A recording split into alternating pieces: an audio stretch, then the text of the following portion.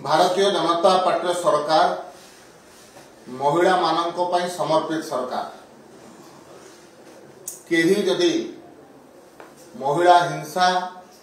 किंबा दुष्कर्म रे संपृक्त हुई से जेते बड़ व्यक्ति होना कहीं जेते प्रभावशाली हो कि नहीं सरकार काहाकू छाड़ी नाहंती कि भविष्य में छाड़बार संभावना मध्य नहीं। तदंत करी गिरफ करी उचित जगार रखिबार दायित्व सरकार दृष्टांतमूलक केमती कार्यानुष्ठान ता विरुद्ध हम से दृष्टि प्रयासरत अच्छा एवं गत 2-4 दिन भीतर घटना देखला पर लगुच विजु जनता दल एवं कांग्रेस दल भितर बोधवे महिला दुष्कर्म करने कंपिटिशन आरंभ हो किछि दिन पूर्व आम देखिलु छात्र कांग्रेस सभापति जड़े युवती की निशा देकर कुप्रकार भाव में दुष्कर्म कले एवं आज से जेल भितर अच्छा एवं विजु जनता दल जड़े वरिष्ठ नेता कॉर्पोरेटर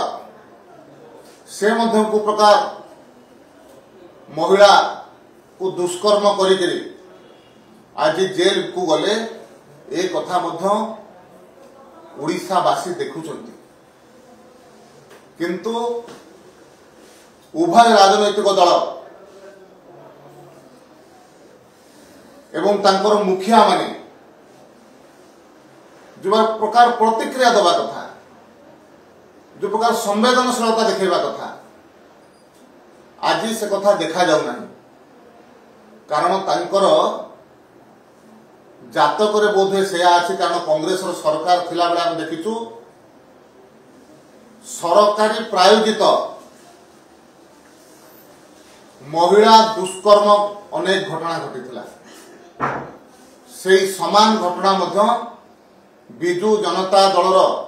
24 वर्षर सरकार भितर घटी तो से दृष्टि